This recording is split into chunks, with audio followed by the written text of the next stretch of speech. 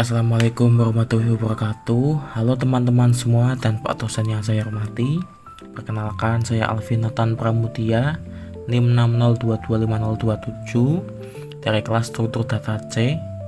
Di sini saya akan mempresentasikan tugas UTS yang penugasannya yaitu membuat program sederhana JavaScript untuk mengelola data pasien di sebuah klinik.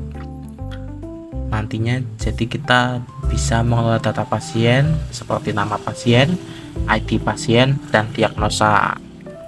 Pertama-tama saya membuat sebuah array kosong bernama daftar pasien. Array ini berfungsi untuk menyimpan seluruh data pasien dalam bentuk objek. Lalu kita langsung lanjut ke function. Ini adalah fungsi tambah pasien. Fungsi ini digunakan untuk menambahkan data pasien ke dalam si array tadi, si array. Fungsi ini memiliki 3 parameter, yaitu nama pasien, ID pasien, dan diagnosa. Kemudian data tersebut dimasukkan ke dalam array menggunakan kode push. Di sini ya, kode push. Lalu selanjutnya kita ada fungsi tampil pasien.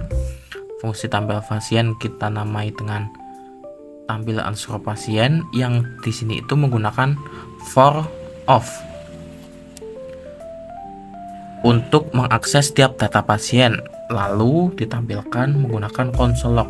Jadi dia akan terus mengulang sampai seluruh data pasien itu ditampilkan. Nah, kenapa sih ini kok ada pasien titik nama pasien, pasien titik ID pasien, pasien titik diagnosa? Nah, itu karena di dalam fornya ini kita ada variabel pasien.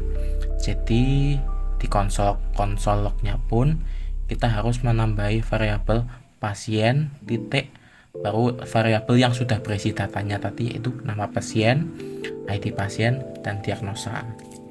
Lalu selanjutnya ada function cari pasien. Di sini kita namai function cari pasien yaitu dengan cari underscore pasien. Dalam function ini kita menggunakan satu parameter yaitu ID pasien, karena nanti cari pasien ini akan diakses menggunakan ID pasien.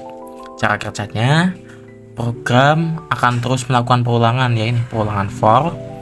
Jika ID yang dicari cocok atau ditemukan, maka data pasien akan dikembalikan, return pasien. Namun jika ID pasien tidak ditemukan, maka fungsi akan mengembalikan nilai ke 0. Jadi misal jika ID pasien ketemu nih, misal nih ini ketemu nih, data pasien akan dikembalikan. Namun jika tidak, akan kembali ke return 0. Lalu yang kedua adalah fungsi update diagnosa pasien. Fungsi ini dibuat untuk mengubah diagnosa pasien. Jadi misal kita mau mengubah diagnosa pasien itu menjadi lebih mudah. Cara kerjanya, mencari pasien berdasarkan ID pasien. Nah, di sini kan parameternya 2 nih, ID pasien dan diagnosa baru. Nah, kita nyari pasiennya itu buat yang mau diubah berdasarkan ID pasien. Jika ditemukan, maka diagnosa ini akan diperbarui. Fungsi akan mengembalikan true jika berhasil. Nah, ini kita juga pakai for of if pasien titik ID pasien sama dengan ID pasien, artinya jika di pasien di sini sama dengan ID pasien yang dimaksud di function, maka diagnosa pasien akan diupdate dengan diagnosa yang baru. Lalu lanjut ke fungsi hapus pasien. Fungsi hapus pasien ini digunakan untuk menghapus data pasien berdasarkan ID pasien. Nah, di sini kita menggunakan parameter satu yaitu ID pasien. Cara kerjanya itu kita menggunakan for. Jadi programnya itu akan terus mengulang jika ditemukan ID pasien yang sama seperti yang dicari di sini di dalam data, maka si data pasien itu akan dihapus menggunakan fungsi splice. Ini yang sebelah sini. Jika ditemukan, namun jika tidak, ya tidak akan dihapus. Nah, ini kita masuk ke penggunaan. Nah, untuk tambah data pasien, karena tadi parameternya ada 3, yaitu nama pasien, ID pasien, dan diagnosa. Ini juga sama. Nah, contohnya yang pasien 201 namanya Rafael, ID-nya 201, diagnosanya adalah infeksi saluran pernapasan akut atau ISPA, dan seterusnya. Di sini saya ambil 8 pasien ya. Lalu pencarian pasien, seperti yang disebutkan tadi, pencarian pasien itu menggunakan berdasarkan ID pasien. Jadi ketika di sini yang dicantumkan adalah 208, maka ketika di cout, ketika di run, nah ini akan ditemukan Selin. Karena apa? Selin adalah pasien nomor 208. Coba kita ganti misal ke 203. Nah, ditemukan Dimas, karena Dimas adalah pasien dengan ID 203. Apa yang terjadi jika data yang di sini ternyata di luar dari data yang ada?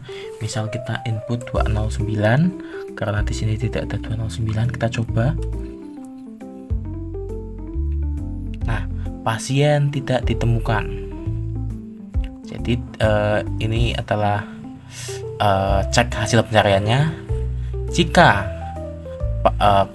hasil itu di sini true, maka konsolog pasien ditemukan. Nah, namun jika tidak, else, konsolog pasien tidak ditemukan. Lalu kita lanjut ke penggunaan berikutnya, yaitu update diagnosa. Di sini kita update diagnosa mencarinya dengan ID pasien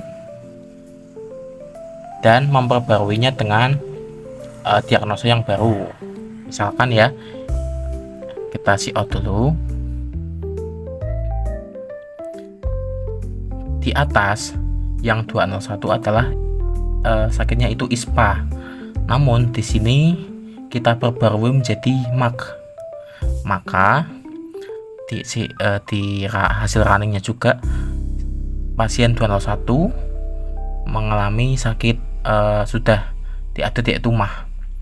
Lalu yang 203 di atasnya itu masih hipertensi stadium 1, namun di bawahnya sudah diupdate lagi menjadi batuk kronis.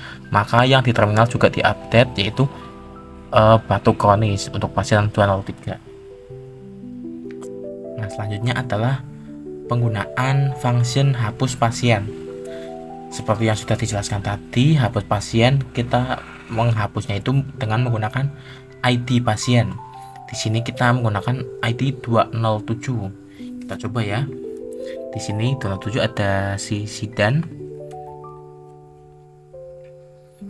Nah, karena sudah dihapus, Sidan itu dilewati teman-teman. Jadi si Aurel 206 dan langsung ke Selin 208. Coba kita ganti menggunakan 205. Nah, si Sidan ini akan muncul kembali karena yang dihapus diubah, yaitu 205. Sedangkan si 205 yaitu Farhan, dia hilang karena dia sudah dihapus. Lalu yang terakhir ini adalah penggunaan function tampil pasien. Nah, kita bisa melihat data di sini yang sudah dihapus, perbarui diagnosanya, karena fungsi yang terakhir penggunaannya terakhir ini teman-teman ya. Jadi justru yang penggunaan tampil pasien ini terakhir. Karena apa? Karena biar datanya itu diolah dulu semua, misal dihapus atau diagnosanya diperbarui, baru ditampilkan semuanya. Mungkin cukup sekian penjelasan dari saya. Mohon maaf jika ada kesalahan kata dan penjelasan yang kurang jelas. Terima kasih. Wassalamualaikum warahmatullahi wabarakatuh.